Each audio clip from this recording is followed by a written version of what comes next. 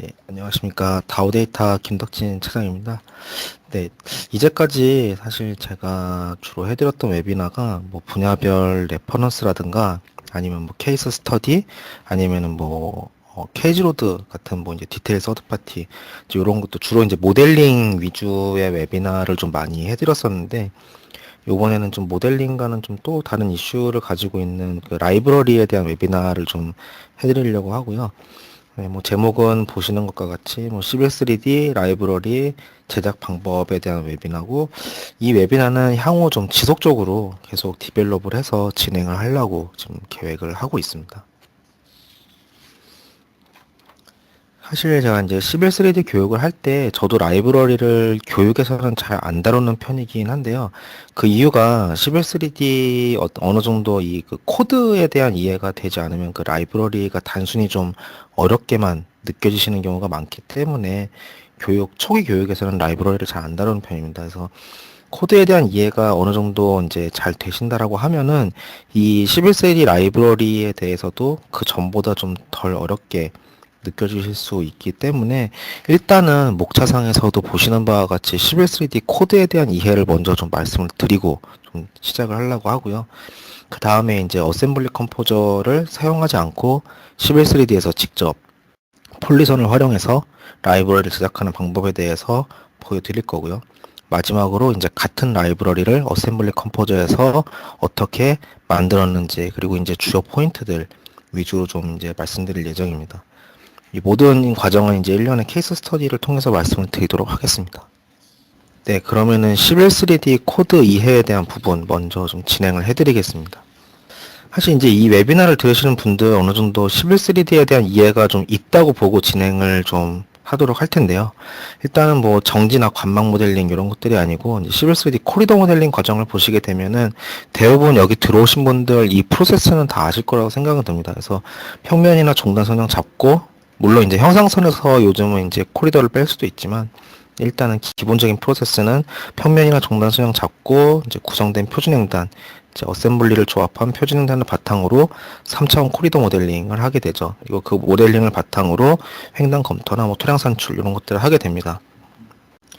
사실 요 이제 표준횡단 부분에서 다양한 이제 어셈블리, 사실 어셈블리라고 저희가 얘기하는 게 이제 라이브러리를 얘기하는 건데요. 11.3D에서 이제 라이브러리들을 조합을 해서 표준횡단을 구성하게 되고요.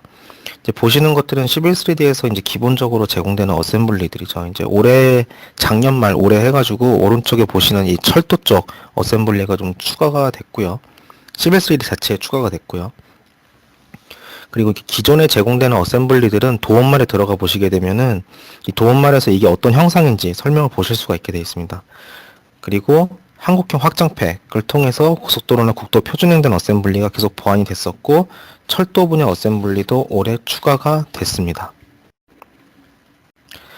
그리고 이제 보시는 것처럼 이제 기본 제공되는 어셈블리를 활용을 하거나 아니면 한국형 확장팩 조합하는 방법은 동일하죠. 조합을 해서 표준횡단을 만들고, 이런 것들은 어느 정도 변수를 제공을 하기 때문에 어셈블리 클릭하고 특성창 띄우셔서 어셈블리 재원을 수정하실 수 있죠. 그렇게 해서 사용하시면은 횡단에도 반영이 다 되고요. 그래서 이런 것들을 활용을 해서 3차원 코리도 모델링을 어느 정도 수준까지 구현을 할 수가 있었습니다. 이제 그렇지만 이제 다들 사실 아시는 바와 같이 우리 설계에 이제 적용해야 되는 설계 표준횡단은 이제 11.3D에서 제공해주고 있는 표준횡단과는 다른 타입인 경우가 굉장히 많죠. 지금 여기에 보시는 표준횡단도 사실 뭐 빙산의 일각이라고 보시면 됩니다. 그냥 제가 가지고 있는 것 중에 이제 몇 개 그냥 가져온 건데요. 실제 설계에서는 타입이 굉장히 복잡한 경우도 있고, 또 워낙에 다양한 타입을 가지고 있기 때문에 기본적으로 제공되는 그 어셈블리 라이브러리로는 그 표현을 하는데 제약이 분명히 존재했습니다. 그래서 사실 이제 어셈블리 컴포저라는 거를 11.3D 깔 때 요 같이 깔리는 거 다들 아실 겁니다. 그래서 요거 어셈블리 컴포저를 제공을 해주고, 이걸로 이제 좀 더 라이브러리를 만들 수 있는 다양성을 유저한테 제공을 해준 건데요. 사실 이 어셈블리 컴포저가 제공되기 전에는 라이브러리 이제 비주얼 베이직으로 만들어서 올렸어야 됐고요. 근데 이제 어셈블리 컴포저가 제공된 이후로는 이제 라이브러리 자체 PKT 파일도 예전보다 좀 더 매년 많이 좀 기본적으로 제공도 되고 있고요. 그다음에 빔 프로젝트를 많이 하시는 회사들은 프로젝트를 위해서 이 어셈블리 컴포저를 활용을 하고 계시죠. 그래서 아마 오늘 이 웨비나를 들으시는 분들 중에서도 이미 회사에서 프로젝트 때문에 어셈블리 컴포저 활용하고 계신 분들도 분명히 있을 거라는 생각이 듭니다. 그리고 이 어셈블리 컴포저를 활용해서 유저의 라이브러리 활용성이 높아지고 그에 따라서 기존보다는 좀 더 디테일한 모델링들이 많이 가능해졌습니다. 그럼에도 불구하고 사실 많은 분들이 제기하시는 11.3D 라이브러리에 대한 현실적인 물음들을 좀 꼽아봤는데요. 위에 사실 두 줄은 뭐 어셈블리 컴포저를 접해보지 못하셨거나 아니면은 11.3D를 처음 접하시는 분들이 물어보시는 질문이 되겠고요. 사실은 아래쪽이 좀 더 현실적인 질문입니다. 결국 이제 어셈블리 컴포저가 기존에 쓰시던 인터페이스와는 좀 많이 다른 인터페이스를 채용을 하고 있기 때문에 이제 활용하기가 어렵다라는 게 가장 큰 의견이죠. 뭐 직접 만들어야 되냐, 아니면 어셈블리 컴포저가 좀처럼 활용하기가 어렵다, 뭐 이런 말씀들을 많이 하시는데 사실 다 맞는 얘기입니다. 근데 이제 회사의 성격에 따라서 이제 분명히 라이브러리를 직접 만드셔야 되는 경우도 분명히 있으실 거고요. 그다음에 또 외주를 통해서 사실 직접적으로 만드실 필요가 없는 회사도 있으시죠. 근데 분명한 거는 기존 작업 프로세스에서 BIM 프로세스로 좀 변환해서 나가기 위해서는 어렵더라도 바로 이제 다음에 제가 설명드릴 둘 중에 한 가지는 하셔야 되지 않을까, 좀 그렇게 좀 말씀을 드리고 싶고요. 첫 번째는 이제 직접적으로 빔 프로젝트를 하시는 경우라면은 라이브러리 제작 능력을 사실 갖추고 계셔야 됩니다. 물론 이제 이 경우에도 라이브러리 제작을 이제 뭐 회사에 계신 모든 분들이 다 하실 필요는 없으시죠. 라이브러리를 제작하실 수 있는 그 능력을 갖춘 소수의 직원의 셋업은 그래도 반드시 필요하다라고 말씀을 드리고 싶고요. 빔 외주를 주시는 입장이시라면은 이제 프로젝트를 통해서 이제 라이브러리들을 제공받으시는 경우들이 있으실 거예요. 이제 그 라이브러리를 갖다가 이제 그 다음 프로젝트나 아니면 그 다음 프로젝트를 위한 이제 프로젝트 사전 검토 이런 것들을 위해서 활용을 하거나 아니면 검토를 위해서 좀 라이브러리를 조금 변환해서 쓴다거나 하기 위한 수정 정도는 하실 줄 알아야 되시지 않으실까라고 좀 개인적으로 좀 생각을 합니다. 현재까지는 아직도 이제 빔 모델링 자체가 좀 이슈가 많이 되고 있는데요. 결국은 이제 빔 모델링 자체가 어느 정도, 지금은 아니지만 어느 정도 일반화됐을 경우에는 얼마나 많은 라이브러리를 가지느냐가 이제 그 회사의 빔 프로젝트의 변별력 중에 하나가 될 수 있겠죠. 그리고 이런 변별력이 높아지면 높아질수록 프로젝트를 진행하는 데 있어서 라이브러리 제작에 많은 시간을 투자하지 않아도 되기 때문에 결국은 모델링 시간 자체도 점점 더 효율적으로 바뀌게 될 겁니다. 뭐 지금까지 고객분들이 빔을 그렇게 아직 많이 활용하고 계시진 않지만 이제 활용하고 계신 것들을 좀 보게 되면은 상대적으로 이제 레빗을 활용한 레빗 패밀리 라이브러리 이런 것들을 만드시는 거에 비해서 어셈블리 컴포저 활용이 확실히 상대적으로 더딘 편이기는 해요. 네, 하지만 앞으로 어셈블리 컴포저를 활용해서 좀 좋은 라이브러리들이 많이 제작돼서 11.3D 활용도가 좀 많이 늘어났으면 좋겠다라는 개인적인 바람에서 이 웨비나를 좀 준비를 하게 됐습니다. 네, 그러면 일단 뭐 어셈블리 컴포저에 대한 내용도 있지만 어셈블리 컴포저 워낙에 어렵다고 하시는 분들도 많으시기 때문에 일단은 어셈블리 컴포저 활용 외에 11.3D에서 직접 이제 네, 화면이 잠깐 오버랩이 됐습니다. 네, 일단은 그래서 오늘은 사전에 이제 라이브러리 작성 이전에 11.3D 코드, 이제 이 코드에 따라서 이제 코리더가 어떻게 형상이 나오기 때문에 코드가 필요하다라는 부분을 좀 말씀을 드리려고 하는 거고요. 그 다음에 11.3D에서 직접 작성하는 방법, 어셈블리 컴포저 활용법, 네, 좀 기초적인 것들을 좀 말씀을 드릴 텐데, 비교를 해보자면은 11.3D에서 직접 작성을 하는 경우는 사실 어셈블리 컴포저 도저히 못 쓰겠다 하시는 분들, 이런 분들 활용을 하실 수는 있겠지만 11.3D에서 직접 작성하시는 거는 변수 처리가 안 돼요. 그렇기 때문에 고정 형태일 경우, 그리고 형태가 좀 단순할수록 효율이 좋습니다. 형태가 복잡해지면은 효율이 굉장히 떨어져요. 뒤쪽에서 한번 보시게 될 겁니다. 그리고 이제 이렇게 11.3D에서 직접 작성하시는 경우는 요 같은 파일에서 그 파일에서만 활용이 가능하기 때문에 만약에 다른 프로젝트에도 쓰고 싶다라고 하시면은 그 파일은 그대로 남기시고 프로젝트 내용을 불러오셔서 쓰셔야 된다는 거죠. 네, 그런 부분들이 있습니다. 나름 장단이 있어요. 형태가 단순하고 고정 형태일 경우는 사실 직접 11.3D에서 폴리손으로 작성하시는 게 빠를 수도 있습니다. 코딩까지 다 되거든요. 그리고 어셈블리 컴포저를 활용하시게 되면은 이제 변수 처리 가능하고 평경사나 켄트 적용 다 가능해지고요. 그다음에 파일로 저장이 되기 때문에 다른 파일에서도 붙여넣어서 활용이 가능합니다. 실질적으로 그리고 형상이 복잡하면 복잡할수록 사실 이제 그 작업 시간만 따지고 봤을 때도 어셈블리 컴포저가 복잡한 형상에서는 오히려 좀 더 저는 개인적으로 조금 나은 것 같다는 생각이 듭니다. 네, 그러면은 이제 11.3D 코드에 대한 부분을 설명을 드릴 텐데요. 사실 이제 이건 사실 제가 어셈블리를 뭐 제가 이렇게 많이 만들지는 않지만 제가 만들 때 쓰는 방법 중에 하나인데 크게 좀 그려놓고 하는 편입니다. 그래서 일단은 뭐 이 형상이 중요한 게 아니고 이제 코드에 대한 부분을 좀 말씀을 드리고 싶은데 크게 이제 11.3D 이제 지금 요 형상에 대한 코드를 봤을 때 요 점 코드, 포인트 코드랑 링크 코드랑 쉐이크 코드 크게 이제 세 가지 코드가 있어요. 일단은 그 노 코드라고 써 있는데 밑에 보시는 그 동그라미, 이 동그라미가 그냥 포인트 코드라고 보시면 돼요.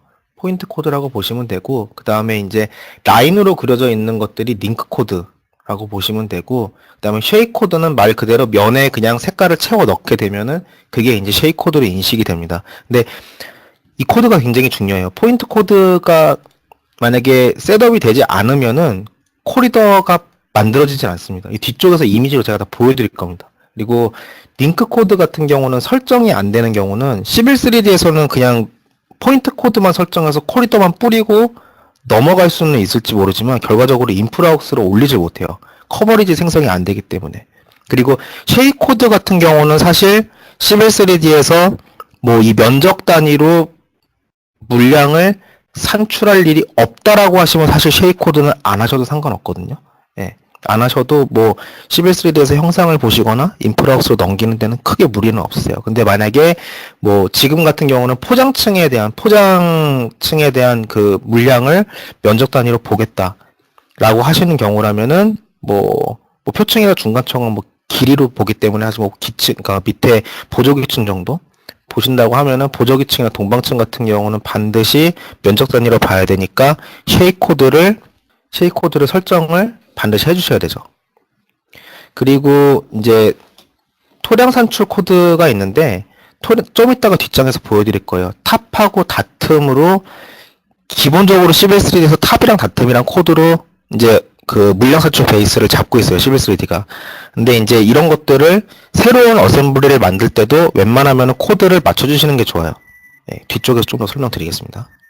네, 첫 번째 포인트 코드. 제가 여기 그려놨네요. 여기 빨간색으로 되어 있는 포인트 코드. 이거는 코드를 설정하지 않으면은 어셈블리 컴포저를 사용하든 11.3D 자체로 사용하든 라이브러리를 만들어 봤자 결국은 코리더가 생성이 안 됩니다. 예. 그리고 링크 코드는 그 인프라옥스로 넘기기 위해서는 반드시 코드를 잡아줘야 돼요. 그리고 쉐이크 코드는 앞장에서 말씀드렸으니까 넘어가겠습니다. 그리고 이제 그 기존에 11.3D 코드랑 어느 정도 일치를 해주시는 게 좋은 게 안 그러면은 코드 자체 개수가 너무 많이 늘어나요. 그래서 사실 저기 지금 화면에서 보시는 페이브원, 커브, 서베이스 같은 경우들은 기존 11.3D 코드이거든요. 그래서 제가 요 모양의 새로운 어셈블리를 만들 때도 코드를 통일을 시켜줬어요. 그래야지 하나의 코드로 11.3D 기존 어셈블리하고 새로 만들어 붙인 어셈블리가 동일하게 돌아갈 수가 있기 때문에. 그리고 요 이제 코드 같은 경우는 대소문자를 인식하기 때문에 만약에 저 페이브원 같은 경우 P를 소문자로 쓰게 되면은 대문자로 쓴 코드랑 별도의 코드로 인식을 하게 됩니다. 그거 좀 주의를 하셔야 되고요.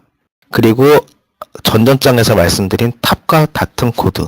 물량을 산출할 때, 사실은 물량 산출할 때는 이제 다툼 코드만 있으면 되긴 하거든요. 맨 밑에 다툼 코드만 있으면 되는데, 나중에 코드 넣는 거 잠깐 보여드릴 건데, 그러니까 하나의 포인트라든가 링크에 그 코드를 여러 개를 넣을 수가 있어요. 하나만 넣을 수 있는 게 아니라 여러 개를 넣을 수 있기 때문에 이 밑단 같은 경우는 뭐 포장층 밑단은 뭐 서베이스 그리고 쉼표하고 다툼 이렇게 여러 개를 넣어가지고 어쨌든 이 밑단에다가는 다툼 코드를 넣어줘야지 나중에 토량을 인식할 때 동일하게 기존 11.3D 코드들과 동일하게 인식을 하게 됩니다. 그리고 탑 코드 같은 경우는 사실 이제 인프라옥스로 가져갈 때 맨 윗단에 대한 지표면을 가져가기 위해서 사용하는 경우들도 많죠. 그래서 이 탑하고 다툼도 기존의 11.3D에 들어가 있는 코드들이고 대서문자를 맞춰서 윗단은 탑, 밑단은 다툼으로 추가적으로 코딩을 더 해주셔야 됩니다.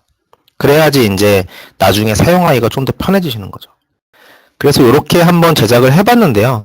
지금 왼쪽에 그 차로 부분이 있는 쪽, 여기는 사실 11.3D 그 기존 어셈블리예요.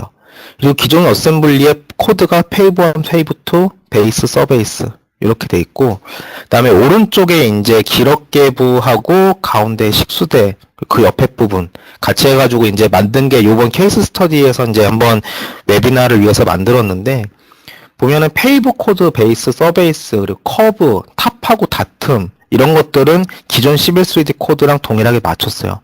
맞추면은 나중에 코리더 특성에 보시면은 그 코드셋 스타일에서 새로운 코드를 가져올 수 있는 그 기능이 있거든요. 근데 그거를 안 하셔도 세팅이 그냥 돼요. 왜냐하면 기존 11.3D 코드랑 동일하게 먹여주셨기 때문에. 근데 여기 가운데 식수대 부분은 이제 커스터마이징한 코드로 제가 이거를 뭐 1이라고 아마 넣었던 걸로 지금 기억이 나는데, 그렇게 넣게 되면 걔는 사실 코드를 넣어도 코리더에서 인식을 못해요. 그래서 코리더의 그 커스터마이징된 코드를 물론 불러와주는 기능이 있습니다. 그거는 이제 로딩해서 이제 가져올 코드에 대한 이제 어셈블리만 드래그해서 셀렉해주고 엔터 치면은 바로 가져와져요. 그렇게 하면 쓰실 수가 있죠. 그리고 오른쪽은 코딩을 안 했습니다. 일단은 육안상으로 이렇게 봤을 때도 코드가 들어가 있는 데랑 안 들어가 있는 데랑 약간의 차이점이 보이시죠? 자, 그럼 그렇게 코드를 넣고 안 넣고 한 다음에 실제로 코리더 모델링을 돌리고 지금 객체 뷰어로 3차원으로 본 겁니다. 지금 왼쪽을 보시게 되면은 차도부는 11.3D 기존 차로 어셈블리, 그리고 요 부분이 기럭계부랑 식수대 부분, 이 부분이 이제 새로 만든 부분인데, 기럭계 부분은 기존 11.3D 코드를 그대로 준용을 했기 때문에 잘 들어가 있고요. 그 다음에 식수대 부분, 기럭계 부분은 기존 11.3D 코드를 준용을 했기 때문에 잘 들어가 있고, 식수대 부분은 사실 이제 새로 코드를 넣었기 때문에 그 코드를 갖다가 코드셋 스타일에서 인식해줬어요. 인식을 했더니 역시나 잘 나오죠. 문제는 이 오른쪽을 보시기 바랍니다. 라이브러리를 만들어도 결국은 코드를 넣어주지 않으면은 지금 보시는 것처럼 단면별 형상은 이렇게 나오는데 띠 형태로 연결이 안 되죠. 결국 코리더 모델링이 안 된다는 얘기예요.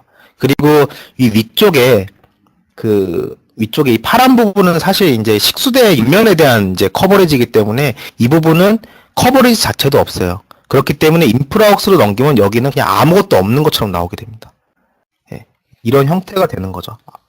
네, 그러면은 일단은 간단하게 코드에 대한 부분을 말씀드렸는데, 직접 11.3D 라이브러리 만드는 방법, 영상을 준비했는데 끊기지 않을까 좀 우려는 됩니다만 일단 보시겠습니다. 네, 됐습니다. 네, 11.3D에서 라이브러리를 만들 때 사실 요 내용은 뒤쪽에 영상을 보시면 아실 수도 있고, 저희가 사실 이제 제가 뒤쪽에서 11.3D 기능을 가지고 라이브러리를 만드는 영상을 요 뒷장에서 보이는 영상은 풀 영상은 안 넣었어요. 안 넣었는데 제가 이번에 풀 영상을 하나 떴는데 그게 아마 한 30분인가 영상이 돼가지고 줄일 수가 없어서 일단 이 웨비나에는 짧게 그냥 중간중간만 잘라서 가져왔고, 뒤쪽에 풀 영상을 나중에 저희 다우 멤버스에다가 올려놓을 테니까 그거 아마 천천히 보시면은 방법은 나중에 다 보실 수 있을 텐데, 지금 이 얘기가 뭐냐면은 11.3D에서 라이브러리를 만들 때 이게 이제 폴리선으로 이렇게 형상을 그려놓고 이 폴리선을 하나하나 라이브러리로 다 그냥 치환을 시키는 거거든요. 메뉴를 사용을 해서. 근데 지금 왼쪽에 보시는 것처럼 저렇게 라인 단위로 되어 있으면은 객체가 폐합되어 있지 않으면은 작업량이 굉장히 많아집니다. 똑같이 11.3D에서 라이브러리를 만들 때도 오른쪽에 보시는 것처럼 얘는 지금 사실 이거는 포장층은 이렇게 폐합시킬 필요는 없고 라인으로 그냥 그리지만 라이브러리를 만들기 위해서 폐합을 시켜주는 게 훨씬 편해요. 상대적으로 봤을 때 작업량이 왼쪽에 비해서 오른쪽이 덜합니다. 물론 오른쪽은 폐합을 시켜야 된다는 그 작업이 수반은 되겠지만 결과적으로 라이브러리를 찍어서 만들어줄 때 객체가 폐합이 되어 있지 않으면은 작업량이 어마어마하게 늘어납니다. 요거를 조금 조심해서 유의해서 작업을 해주시면 좋으실 것 같고요. 만드는 과정은 일단은 폴리선으로 라이브러리를 만들 것들을 어느 정도 이제 폐합해가지고 이렇게 그려놓은 다음에 그 메뉴화에 보시면 코리더의 폴리손에서 횡단 구성 요소 작성이라는 게 있어요. 이걸 가지고 폐합된 거를 하나하나 다 따로따로 클릭을 해서 각자 다른 어셈블리로 만드는 겁니다. 예, 만들고 얘네들을 갖다가 하나씩 다 클릭을 해서 코드를 넣어줄 수가 있어요. 사실은 이 부분이 굉장히 시간이 오래 걸려요. 예, 그렇기 때문에 11.3D 안에서 라이브러리를 만들 때는 기왕이면은 단순한 형상일 경우가 효율이 좋다고 말씀드리는 게, 복잡하면 복잡해질수록 사실 이 코드 넣는데 시간이 굉장히 오래 걸립니다. 근데 뭐 어쩔 수가 없어요. 어셈블리 컴포저를 쓰시지 않는다라고 하면은 반드시 하셔야 되는 작업입니다. 그래서 이렇게 코드를 하나하나 수작업으로 넣어주시고, 그 다음에 지금 가운데 이미지 보시면은 이 연석 있는데 가운데 쪽에 파란색 좀 보이시죠? 이게 이제 사실은 요 연석의 원점이에요. 근데 이 어쨌든 기럽개가 붙을 때는 이 포장층 왼쪽 상단이 원점이 될 거기 때문에 이 원점들의 세팅을 다 바꿔줘야 돼요. 하나하나. 예. 그 원점 세팅. 그러니까 코드 추가, 원점 세팅. 요게 좀 시간이 걸립니다. 그렇게 하시게 되면은 이제 코리더 모델링 돌리시고 하실 때는 사실, 변수 처리를 안 한 고정 형상이라고 한다면은 어셈블리 컴포저로 만들어서 붙인 거랑 형상은 동일하게 나옵니다. 네. 아까 보셨던 이미지죠. 그리고 이제 이 부분이 기존의 11.3D 없는 코드를 세팅을 하셨을 때, 지금 보시면은 여기 가운데 빨간색 돼 있는 쪽에 링크 보시면 1이라고 돼 있는 게 요게 이제 추가로 만들었던 코드인데, 보시면 요렇게 기본적으로 코드셋 스타일이 요렇게 딱 셋업이 올라와주지 않습니다. 올려야 돼요. 올리는 거는 오른쪽 하단에 보시면 코드 가져오기, 얘를 클릭을 하시고 코드를 가져올 어셈블리를 그냥 드래그로 쓱 셀렉을 하신 다음에 엔터 치시면은 어쨌든 그 코드가 가운데로 올라와서 셋업이 됩니다. 근데 셋업만 이렇게 그 리스트 상에 올라오면 끝이 아니고요. 요 렌더 재료 보시면은 기존에 이제 밖에서 이제 커스터마이징 코드로 가져오시는 것들은 기본적으로 없음으로 돼 있어요. 근데 이게 없음으로 돼 있으면은 결국 커버리지 표시가 안 되기 때문에 또 인프라옥스로 가서 못 써요. 코딩이 돼 있어도. 그렇기 때문에 여기서 사실 11.3D 렌더 크게 의미 없기 때문에 그냥 아무 재료나 찍어서 넣어주시면 돼요. 그럼 일단 인프라옥스로 넘겼을 때 커버리지로 잘 나오고, 이제 그 색깔이라든가 재질은 사실 인프라옥스에서 바꾸시는 게 낫죠. 그렇게 셋업을 하시면 됩니다. 네, 영상을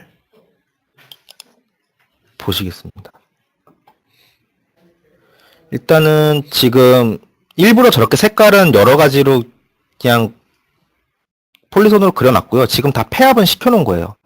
폐합은 시켜놨고, 이제 코리더 메뉴에서 이 폴리손들을 하나하나 클릭을 해서, 지금 보시면은 이게 사실은 기럽개랑 식수대가 들어가 있는 하나의 어떤 라이브러리로 활용을 할 거지만, 이 11.3D 자체에서 라이브러리를 만들게 되면은 이 하나하나 폐합 요소를 다 다른 이제 그 라이브러리로 인식을 해요.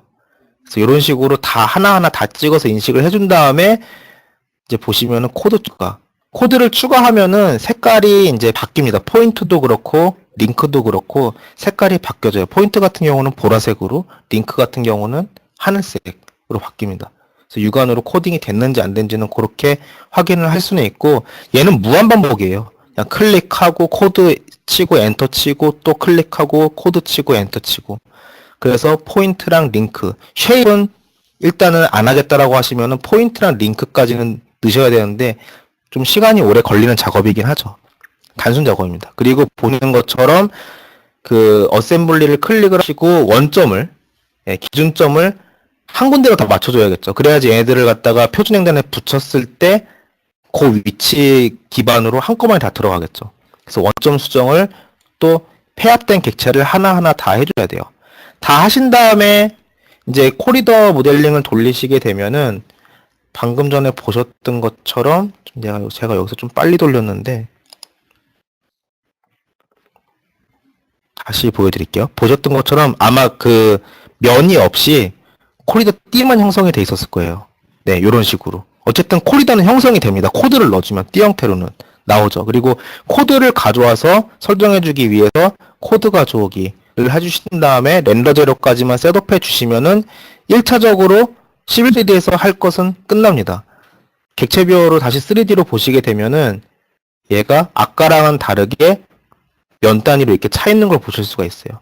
이렇게 객체 뷰어에서 개념으로 봤을 때 면이 보이게 되면은 얘는 인프라웍스로 넘어갔을 때도 커버리지로 형성이 되는 거고, 만약에 그 시빌 3D에서 만드신 다음에 객체 뷰어로 3D로 봤을 때 코리더로 띠 형태로는 나오는데 윗단의 면으로 안 채워진다. 그럼 얘는 인프라웍스로 갔을 때 커버리지 형성 안 됩니다. 그렇게 구분할 수가 있어요. 네, 하여튼 이 작업에 대한 풀 영상은 별도로 저희 멤버스 홈페이지에다가 그냥 이 작업 영상만 올려놓을 테니까 나중에 한번 보시면 될 것 같습니다. 네, 그리고 어셈블리 컴포저에 대한 케이스 스터디를 진행을 하겠습니다. 네, 보시면은 이제 생소한 인터페이스인데 메뉴가 많지만 사실은 네, 어느 정도 진짜 족식이 많은, 예를 들면 뭐 사면 어셈블리라든가 이런 것들을 하실 거 아니시면은 대부분은 쓰는 메뉴 몇 개 안 됩니다. 제가 이제 이번 케이스 스터디를 진행을 하면서 썼던 메뉴는 저 많은 메뉴 중에 딱 그 5가지예요. 요거만 가지고 만들었어요. 어느 정도 루틴하게 쓸 수 있는 방법이 반드시 있습니다. 네, 첫 번째는 이 어셈블리 컴포저 같은 경우는 일단은 변수를 안 넣고 구성을 해본 거 하나, 그리고 어느 정도 변수 값을 넣어서 변수까지 셋업한 거 하나, 마지막에는 코딩, 이렇게 3가지 버전으로 좀 만들어 봤거든요. 요거는 이제 보시면은 이게 포인트 바이 포인트예요. 그러니까 예를 들면은 지금 이 14번 포인트가 11번 포인트에서 가로로는 움직임이 없고 세로로 0.25만큼 올라갔다 라는 겁니다. 그래서 지금 오른쪽에 프리뷰 창 보시면은 지금 빨간색하고 노란색으로 하이라이팅 되어 있는 게 지금 이 부분인데, 밑에 점에서 그냥 위점으로 그냥 0.25만큼 끄집어 올린 거라고 보시면 돼요. 여기서 유저가 하는 거는 요 포인트에 대한 거는 왼쪽에 지오메트리 창에 있는 포인트라는 거를 끄집어 갖다가 그냥 드래그 앤 드랍으로 놓은 다음에 어느 포인트에서 얼마 갈 건지 타이핑만 하시면 됩니다. 이 어셈블리를 만들 때 그렇게 해서 만들었어요. 전체 다. 지금 보시는 거 조금 확대를 해봤는데, 여기 포인트 11에서 0.25 요것만 타이핑하고 그 다음에 그 밑에 있는 링크에 체크를 해주면은 포인트에서 포인트로 그냥 링크가 자동으로 그려집니다. 이 방식을 그냥 썼습니다. 이렇게 전부 다 요 방식으로 만들었고, 사실은 이제 하나만 딱 변수를 썼어요. 지금 보시면은 변수를 딱 하나 만들었습니다. 그냥 요 부분만, 사실 이제 상수를 주기 귀찮아서 변수를 만든 건데, 그냥 오른쪽으로 0.26만큼 가고 경사를 슬롭 1이라는 것들은 이거는 그냥 유저가 그냥 설정해주기 나름이에요. 제가 변수에다가 슬롭 1이라고 적었기 때문에 요 변수에다가도 그냥 슬롭 1이라고 적은 거고요. 결과적으로는 1대1 경사로 내린 게 되는 거죠. 그래서 이 경사 수치를 오른쪽에 인풋 아웃풋 파라미터 쪽에 있는 디폴트 밸류의 1대1 요거를 이제 클릭해서 다른 수치를 주게 되면은 경사가 이제 바뀌게 됩니다. 그러니까 요거 같은 경우는 요렇게 주고 얘를 11.3D로 가져가게 되면은 이 경사에 대해서는 11.3D에서도 변수를 줄 수가 있다는 거죠. 근데 이거 외에 나머지 것들은 11.3D로 가져가도 형상을 갖다가 뭐 변경을 하시거나 이렇게 하실 수는 없어요. 왜냐면은 라이브러리 자체를 상수로 만들었기 때문에 결과적으로 아까 전에 11.3D 자체에서 만들었던 라이브러리와 큰 차이가 없습니다. 이 방식은. 그래서 요걸 가지고 11.3D에서 돌린 다음에 코리도 모델링을 돌린 다음에 객체 뷰어를 보니까 이렇게 나와요. 예, 이렇게 나온 이유는 일단은 첫 번째는 이제 변수 처리가 안 된다라는 거는 아까 말씀을 드렸죠. 근데 이 케이스에서는 제가 이제 요 슬롯만 식수대 쪽 하단 쪽 요 슬롯만 그냥 그 변수를 줬기 때문에 사실 요것만 가능한 건데, 컨셉상으로 봤을 때 이거는 그냥 전체 다 상수로 짠 거기 때문에 변수 처리가 그냥 안 되는 거다라는 개념인 거고요. 그다음에 코리더 자체가 생성되지가 않았죠. 이 이유는 어셈블리 컴포저에서 형상만 만들고 코드를 하나도 안 넣어줬기 때문에 그렇습니다. 그렇기 때문에 코리더 안 나오는 건 똑같아요. 코딩 안 해주면 어셈블리 컴포저로 만들었던 11.3D 내에서 만들었던 똑같이 안 됩니다. 그리고 뭐 코딩을 하나도 안 했기 때문에 당연히 링크 코드에 대한 것도 없을 테니 코리더 커버리지도 안 나오죠. 윗단에 면이 없죠. 앞뒤로 가는 면이. 그렇기 때문에 역시 인프라웍스로 가져가 봐야 쓸 수가 없습니다. 두 번째는 요 이제 상수로 넣었던 것들을 변수를 다 줬어요. 지금 보시게 되면은 뭐 변수 오른쪽에 인풋 아웃풋 파라미터 쪽에 막 그 변수 이름들은 그냥 다 제가 타이핑한 겁니다. 예, 그냥 제 맘대로 친 거고요. 보면은 사실 이 변수도 종류가 굉장히 여러 가지인데 실질적으로 어느 정도 루틴하게 쓰는 거는 그 더블, 그레이드, 슬롭 요 정도예요. 예, 그레이드랑 슬롭은 몇 프로냐 몇 대 몇이나 차이고요. 더블 같은 경우는 그냥 소수점 들어가 있는 거. 네, 그냥 저희가 말하는 그냥 수치입니다. 사실 그 정도 가지고도 어느 정도까지 다 만드실 수 있어요. 예, 그렇게 하고 대신에 이제 왼쪽에다가 지금 보시면은 이거 같은 경우는 그 프리뷰 쪽에 보시면은 지금 에론 쪽에 하이라이팅이 돼 있잖아요. 에론을 기존에는 이제 상수 처리를 할 때는 제가 요걸 갖다가 왼쪽 하단에 프로퍼티 보시게 되면은 여기를 슬롭 앤 델타 x가 아니고 델타 x 앤 델타 y를 준 다음에 아니죠. 슬롭 앤 델타 x 똑같이 줬어요. 똑같이 주고 이제 시작되는 포인트 p1 주고 슬롭은 그냥 마이너스 2% 그리고 델타 x는 0.5 이렇게 상수 처리를 했었는데 여기서는 요거를 로드 슬롭이라는 것과 레인 1이라는 것으로 변수를 그냥 제가 임의대로 만들어서 그냥 이 변수를 넣어줬습니다. 이 얘기인 즉슨 나중에 이 이제 슬롭 수치라든가 아니면은 그 측대 폭을 갖다가 유저가 다른 수치를 입력을 했을 때 얘가 바뀐다는 거죠. 네. 지금 첫 번째 보시는 데모 영상은 네, 지금 보시면은 L1이 마이너스 2%에 그냥 폭 0.5 이렇게 입력을 해주고 다음에 표층 내려가는 것도 그냥 하단으로 0.05 5cm만 그냥 준 거예요. 이렇게 상수 처리를 해놓은 어셈블리고요. 보시는 것처럼 포인트 노드를 그냥 드래그 앤 드랍으로 갖다가 놓으시고 거기서 이제 그림을 그려 나갈 시작 포인트는 오른쪽에 프리뷰 창 보시면은 어떤 포인트인지 금방 아실 수 있고요. 줌인 다 되기 때문에. 그리고 지금 하단으로 그냥 0.19만큼 내렸죠. 동방층 폭을. 그리고 여기서는 특이하게 이제 동방층에 포장층이 들어가는 게 저 맹한 거랑 걸리기 때문에 그 이제 간섭되는 점을 자동으로 찾아주는 노드를 썼어요. 그래서 하나의 점과 P35라는 점과 L24라는 링크 사이에서 뭐 얼마의 슬랩으로 라인이 뻗어나갈 때 이제 부딪히는 곳에 자동으로 그 포인트 노드를 만들어 준다라는 그런 겁니다. 만들어 주고 그 다음에 링크에 대한 노드를 뽑아내서 P35에서 P36으로 그냥 연결만 해라 라는 걸 썼습니다. 네. 지금 다 상수 처리된 거예요. 이렇게 한 다음에 사실 뭐 쉐입 코드 필요 없다라고 하시면은 뭐 쉐입에 대한 거를 굳이 안 만드셔도 상관이 없는데 쉐입 코드가 필요하다라고 하시면은 이제 사실 이게 그 저희 폐합이 돼 있어야 돼요.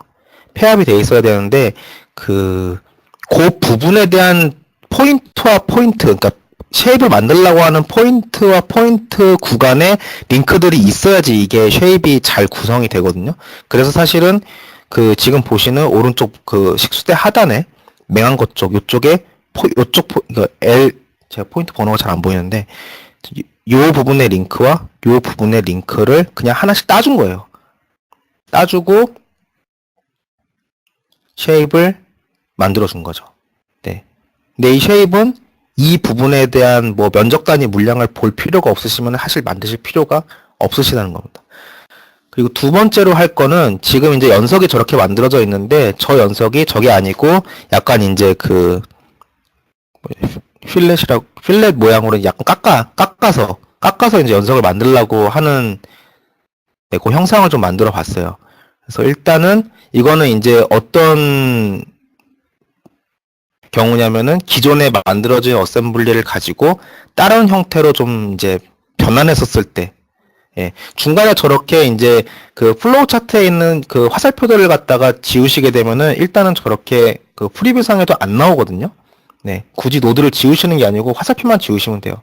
그러신 다음에 중간에 이제 이 포인트들을 눌러보시면은 얘가 이제 어느 지점인지가 나오기 때문에 필요한 지점에서 화살표들을 미리 지워 놓으시고 그다음에 중간에다가 이제 저렇게 필요한 부분들을 넣으시는 거예요.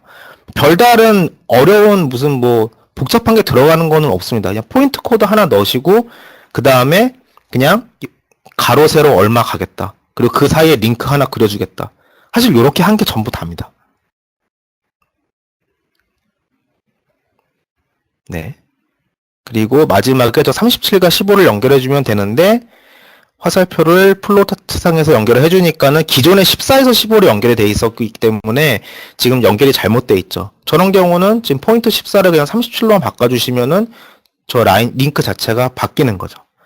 바뀌고 그 다음에는 저 부분에 기존에 쉐입이 있던 게 그 주변 링크의 셋업이 바뀌었기 때문에 그 부분만 사실은 저거는 그 쉐입 자체에 대한 노드를 지웠다가 다시 만드셔도 되는데 이 상태에서 이렇게配합이 잘 돼 있으면은 이렇게 찍어주시기만 하면은 쉐입이 나옵니다.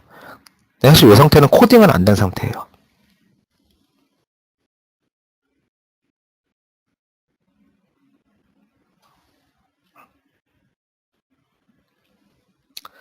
네, 그 다음에는 변수 쪽에 대한 내용인데 사실은 아까 앞서서 제가 이제 변수 뭐 사용하는 방법이라기보다는 로드 슬롭하고 레인이라는 거를 간단하게 써봤다는 거를 잠깐 요 영상 전에 잠깐 장표로 보여드렸는데 이거는 뭐냐면요. 이거 같은 경우는 지금 현재 맨 위층에 이제 L1 이게 이제 표층 경사인데 뭐 기본적으로 마이너스 2%로 지금 변수 처리해서 셋업을 시켜놨고요. 근데 이 밑에 측에 있는 그 하부에 있는 이 포장층들에 대한 경사도 위쪽이랑 경사랑 당연히 동일하게 가겠죠. 동일하게 갈 경우에 L1에 대한 변수를 갖다가 기존에 아마 로드 슬롭으로 잡아놨을 거예요. 앞에 장에 제가 설명드린 거에 로드 슬롭으로 잡아놨는데 똑같이 그냥 이 슬롭 쪽에다가 그 프로퍼티에 있는 슬롭 쪽에다가 똑같이 로드 슬롭을 다 그냥 카피 앤 페이스트를 하셔도 상관이 없어요. 왜냐면은 로드 슬롭 변수가 바뀔 때 다 같이 변하니까요. 근데 그렇게 하시는 방법도 있는데 지금 요건 뭐냐면은 결과적으로 이 표층 밑에 중간층 기층 뭐 보조기층 쪽에 있는 경사들이 다 표층을 따라갈 거니 그냥 L1의 슬롭을 그대로 따라가라는 그 변수를 준 거예요. 그래서 L1 점 찍고 슬롭. 그래서 이런 간단한 이런 것들에 대한 설명은 도움말이 나와는 있거든요.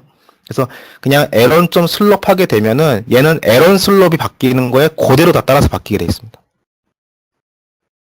그리고 그거에 맞춰서 또 하나가 이제 X, Y 수치가 같은 이제 위치에 가 있을 경우에 굳이 이걸 갖다가 다 똑같은 상수 변수를 카피 페이스트 하는 방법도 있겠지만은 결과적으로 이거 같은 경우는 지금 이거죠. P1에서 P14까지 가는 거리를 그러니까 Y 방향, 그러니까 세로 거리를 그대로 받아와라. 결과적으로 P11에서 P14 연속 왼쪽이죠. 이 길이가 바뀌면은 오른쪽 길이도 같이 따라서 바뀐다는 거죠. 이 길이에 맞춰서 그렇게 쓰는 방식도 있습니다. 이제 앞쪽에 제가 썼던 뭐 로드 슬롭이니 레인 원이니 이런 식으로 변수를 줬던 거는 제 맘대로 그냥 제가 나름대로 네이밍을 해서 변수를 준 거고요. 지금 설명드린 뭐 L1 슬롭이라든가 뭐 P11의 디스턴스 투, P의 디스턴스 투, 다른 P 이런 것들은 사실 이제 어셈블리 컴포저 내에서 사용하는 변수들 중에 이제 하나입니다. 일단 지금 보시는 부분은 자 L1, L6, 7, 8 그러니까 포장층에 대한 경사가 지금 일괄적으로 다 2%로 상수로 그냥 최초 셋업을 해놨는데 지금 오른쪽에 아래에 인풋 아웃풋 파라미터에 제가 이제 로드 슬롭이라고 하나 이제 그냥 제 맘대로 만들어 놓고 그거를 갖다가 프로퍼티에다가 준 거죠. 변수 처리를 한 거죠. 자 그러면은 지금 표층은 변수가 돼 있고 나머지는 상수가 돼 있죠. 그렇기 때문에 이 상태에서 예, 수치를 바꾸게 되면은 지금 경사 바뀐 거 보셨을 겁니다. 예. 네, 요렇게. 근데 지금 표층만 바뀌죠. 왜냐면 표층만 변수를 줬으니까. 나머지 밑에는 다 상수로 돼 있기 때문에 안 바뀐다는 얘기죠. 네. 그래서 밑에도 이렇게 로드 슬롭이라고 주게 되면은 이 경우에는 이제 바뀌게 되면은 L1하고 L6만 경사가 바뀌겠죠.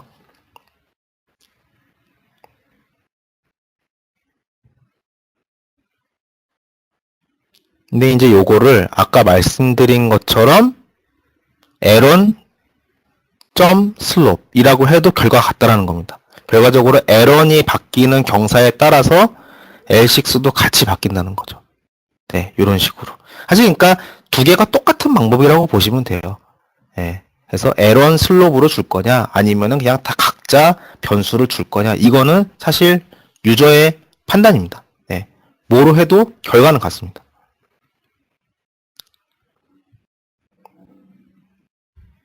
자, 지금은 4개를 다 줬죠. 바꾸면, 네, 다 같이 따라서 바뀌겠죠. 네.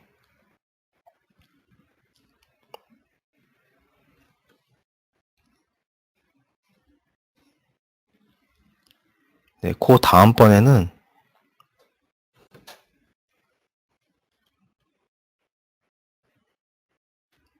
자, 이 연석에 대한 부분인데요. 지금 보시면은 한쪽은 네, 지금 0.25로 다시 바꿨죠. 예, 셋업을 다시 바꿨죠. 그래서 지금 연석의 높이가 둘 다 0.25로 지금 똑같이 상수로 돼 있는 상태예요. 근데 연석 높이가 0.25인데 이거를 이제 변수로 주고 싶다라는 거죠, 유저가. 그러면 지금 보신 것처럼 인풋 아웃풋 파라미터에서 크리에이트 파라미터 클릭 한 번만 하시면 돼요. 그러면 저렇게 새로운 파라미터가 하나 그냥 생기거든요. 네? 이렇게 생기면은 거기에 대해서 변수 이름만 그냥 임의대로 본인이 기억하실 수 있는 이름으로 주시고, 타입이 이제 수치면은 더블, 그리고 뭐 경사면은 뭐 슬롭이나 그레이드 주시면 돼요. 근데 지금 수치니까 당연히 그냥 더블로 놔두면 되겠고, 자, 지금 이 부분을 갖다 B1으로 바꾸게 되면은 결과는 똑같아요. 왜냐면은 기본 값을 0.25를 줬으니까. 근데 지금 바꾸면은 위에 연속 높이가 바뀌죠. 네, 변수를 줬기 때문에 바뀌죠. 근데 왼쪽만 바뀌겠죠. 오른쪽은 상수기 때문에. 그 오른쪽을 뭐 똑같이 B1을 그냥 줄 수도 있겠지만, 아까 전장에서 보여드렸던 그 distance to를 사용을 하게 되면 결과적으로 P11번에서 14번으로 가는 거리의 Y, 그러니까 세로 방향의 높이를 그대로 받아오게 된다는 겁니다. 네, 이런 식으로. 왼쪽이 바뀌면은 그 높이를 그대로 받아서 오른쪽이 바뀌는 거죠. 이것도 역시 사실은 그냥 B1을 양쪽에다 다 붙여 놓으셔도 상관은 없습니다. 이것도 역시 그냥 유저의 선택입니다.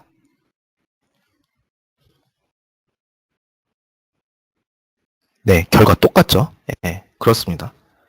결과적으로 어셈블리를 만드는 데 있어서 뭐 진짜 조건식이 어마어마하게 많이 들어가는 그런 이제 뭐 사면 어셈블리 같은 것들이 아니라고 한다면은 거의 대부분 포인트, 링크, 쉐입 이 정도 갖다 놓고 변수도 한 3, 4개 정도에서 왔다 갔다 거의 이렇게 루틴하게 쓰시면은 어느 정도는 만드실 수가 있어요. 근데 사실은 이렇게 만들어서 붙여넣어도 결과는 똑같아요. 왜냐하면 코딩이 안 돼 있기 때문에. 요거 아까 설명드렸으니까는 설명 더 이상 2번 반복적으로 드리진 않을게요. 역시 코드가 설정이 되어 있지 않기 때문에 활용이 안 됩니다. 그럼 결과적으로 코드를 입력을 해줘야 돼요. 근데 코드 입력이라는 게 뭐 되게 어려운 게 아니고, 이 그 프로퍼티 창 보시게 되면은 그 프리뷰에서 이제 객체를 셀렉을 했을 때 프로퍼티 창에 보면은 포인트 코드, 링크 코드를 입력하는 란이 있어요. 여기다 그냥 코드를 쳐서 입력해 주시면 돼요.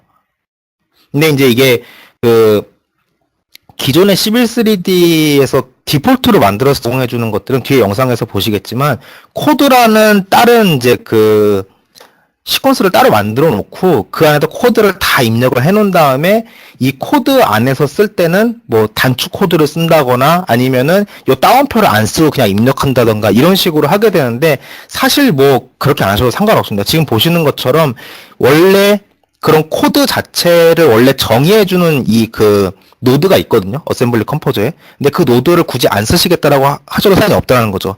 그 노드 복잡하니까 안 쓰고 그냥 코드 입력할 때 따옴표하고 코드 이름만 치시면 돼요. 그럼 동일하게 인식이 됩니다. 그래서 이렇게 코드를 다 입력을 해주시게 되면은 지금 보시는 것처럼 해치도 맞춰서 잘 들어가 있고요.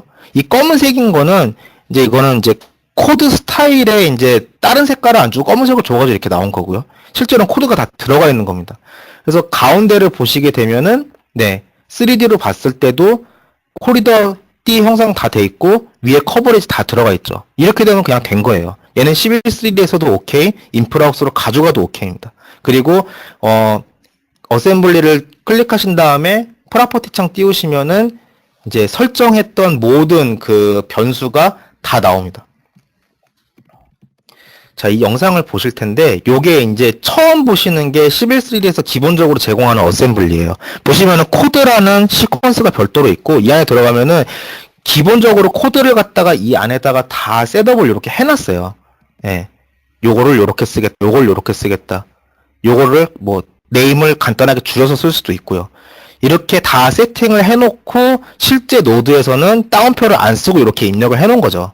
예, 단축으로 해놓으면 단축으로 쓰실 수도 있고요. 이 코드 이름들은. 근데 굳이 그렇게 안 하셔도, 저런 시퀀스를 만들지 않으셔도 그냥 따옴표하고 주시면 된다는 겁니다. 예. 이 글자들은 그냥 카피 페이스트해서 다른 노드에다가 또 그냥 페이스트 그냥 붙여놓으시면 돼요. 텍스트 붙여놓듯이. 예, 그리고 원하시는 게 있으면은 따옴표 하시고 또 다른 이름, 뭐 코드 이름 쓰셨다가 필요 없으면 딜리트로 지우시고. 이런 식으로 가시는 거죠. 이 코드를 입력하는 거는 굉장히 단순한데, 문제는 이제 맨 윗단 상단하고 하단은 이제 윗단은 탑, 밑에는 다툼을 이제 빼지 않고 넣어주시는 게 좋다라는 거고, 그다음에 포인트 코드에 대한 부분은 빼지 않고 이제 코드들을 다 입력을 해주셔야지 나중에 코리도 모델이 안 나오거나 이런 부분들이 방지가 됩니다. 그래서 사실은 요 코드 집어넣는 게 시간이 좀 걸리긴 합니다. 카피 페이스트를 해도. 네. 사실은 오늘 그 준비한 내용은 여기까지고요. 제가 이제 기초라고 했기 때문에 사실 기초에 딱 맞게끔만, 그리고 코드라는 것들에 대한 이해 부분에 좀 더 포커스를 맞춰서 설명을 드렸던 것 같고요. 차후에 좀 더 좋은 케이스 스터디로 좀 더 그 다양한 변수를 활용하는 방법, 그리고 뭐 11.3에서 타겟을 잡아줄 때 어떤 것들을 셋업해줘야 되는지, 이런 것들은 차후에 좀 더 이제 다른 케이스 스터디로 찾아뵐 수 있도록 하겠습니다.